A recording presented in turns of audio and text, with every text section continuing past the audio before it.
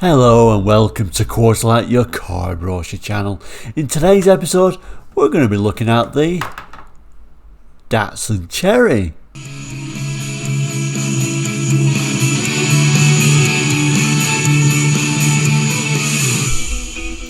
And welcome back to Quartzlight. Quartzlight, if you don't know, we're a car brochure channel looking at car brochures from around the world for the 60s, 70s, 80s and 90s and sometimes beyond that as well. So if you think that might interest you as a car enthusiast or somebody who just collects car brochures like I do, please consider subscribing. Anyway, back to today's episode for this car, the Datsun Cherry. We have been looking at the Nissan cars for 85 for the last few weeks on Saturday. And you know, I kind of like missing them already. We've done the full range, and I thought we'd go back a little bit further when the Datsun name was used, because it's quite sad the Datsun name was lost, really. But anyway, we haven't got much time. Let's dive straight into this brochure. So here is today's brochure, and it's from 1980, showing this, the Datsun Cherry, and in this case the N10. The N10 Datsun Cherry arrived in 78 in Japan, where it was called the Nissan Pulsar, and it ran till 1982. Arrived in Europe, I think in March 79. So here it is, the early Datsun Cherries. Incidentally, these are the round headlamp versions. Later on they changed to like a rectangle for a facelift around about 1981. Like I say, only a short-lived one this. Like I say, 78 to 82 or 79 to 82 in Europe. And kind of like the last car really to feature the Datsun name, because 82 when this ended was roughly when the Nissan name started coming in there. And quite a boxy design at a time when hatchbacks were becoming very popular in Europe, so a good time to release this. Quite a boxy shape, kind of like, I think Japan actually kind of like looked at the European designs and saw how boxy they were and kind of like went a similar suit, to be honest with you. And it was very successful. It was the most popular foreign car in 1981. Anyway, let's open the brochure. So we can look at the brochure straight away. You can see what a wide range of cherries there were at this time. So coupes, estates, 3-door, probably a hatch this one, 4-door, I think this is the saloon, and a 4-door hatch. So a great, fabulous range at this time. And I particularly like this little graphic with the flower. I quite like that. Looks very Japanese, doesn't it? Anyway, we'll move through the brochure and it shows you these different variations. 3-door hatch. We don't have much time, like I say, because it's a Saturday special, but we'll look through some of these images and possibly a little bit of the data as well. Quite a plain, simple interior, really, overall. Nothing really out of the ordinary. But like I say, when you look at the actual profile, these do look quite boxy, don't they? They did have quite a long nose, I think, for a short car, so the proportions looked a little bit off. These were front wheel drive, but I think at one time they was thinking about doing it as rear wheel drive, hence the long bonnet. Practical hatchback, like I say, at a time when hatchbacks were becoming popular, although as you can see, no cutout, so it's a long way to kind of like lift anything in there. Unusually showing these two fog lamps, where usually most European cars just had one. And here are the specifications. I'm not going to go through it all, but you can pause the screen and have a look at it if you wish to. But as you can see, tiny little engine available here. It's a 988cc engine, or it looks like there's an 1171cc. Also available as a saloon, and kind of like a saloon that kind of looks like a hatchback. Never really understood that, but there we go. So this is the saloon version. So again, we'll zoom in on some of these images and the specifications. Unusual bit of colour coordinating in this one. Blue, everything's blue, even down to the gear lever there. That looks particularly fabulous for the early 80s. Look at that, everything in blue. And then if we look at the car itself, we can see that sort of very boxy shape. Quite high riding, I think, as well. A lot of ground clearance on that. And the funny thing about these, I can't even picture them without rust on them. I always saw them full of rust, but you know, extremely reliable and still going regardless of if they had rust holes in them or not. And you can see from this angle quite a long front end.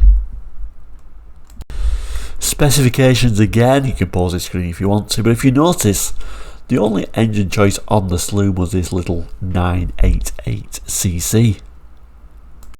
Probably my favourite in the range, the coupe, although it was quite oddly styled, I think. But let's look at some of the details here and again at the engine choice. So here is the interior. Kind of like tried to be more sporty. We got rev counters on there. This sporty steering wheel proudly showing the D.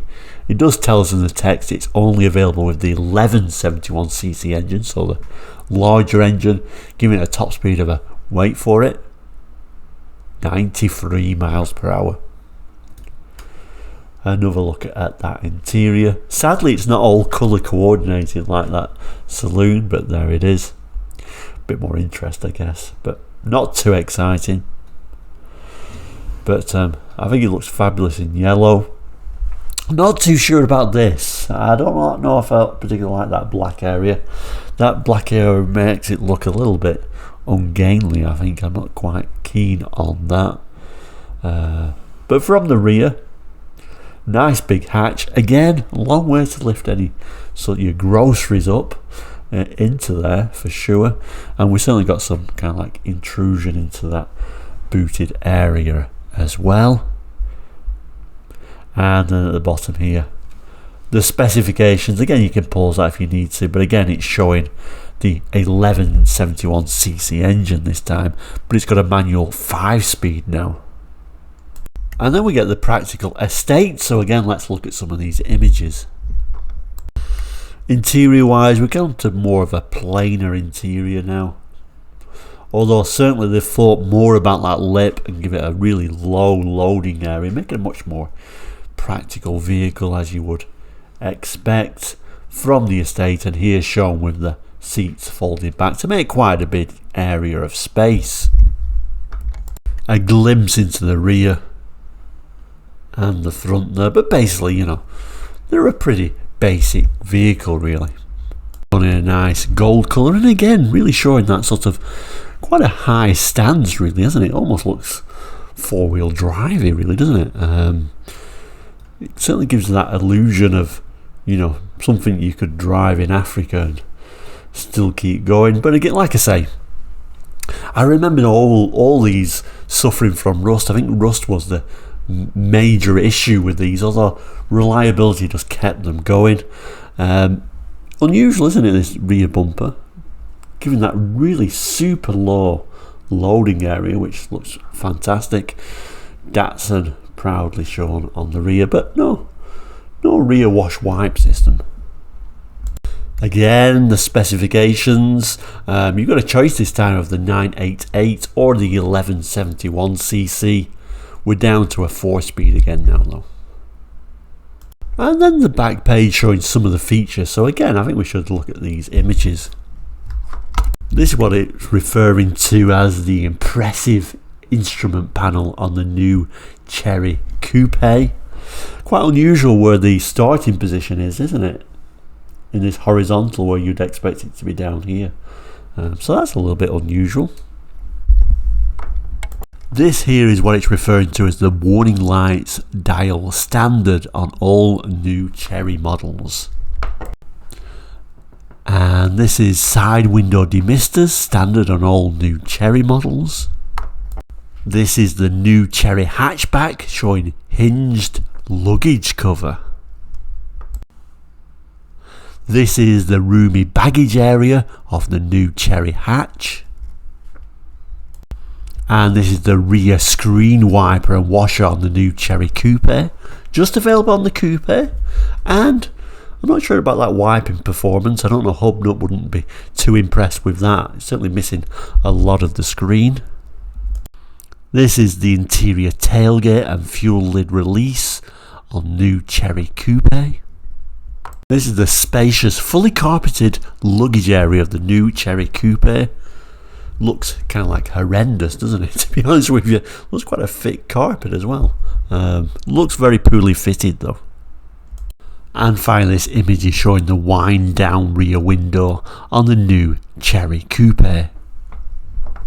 And this is just the bottom of the back page. We can see at the bottom here it's kind of like showing 1980.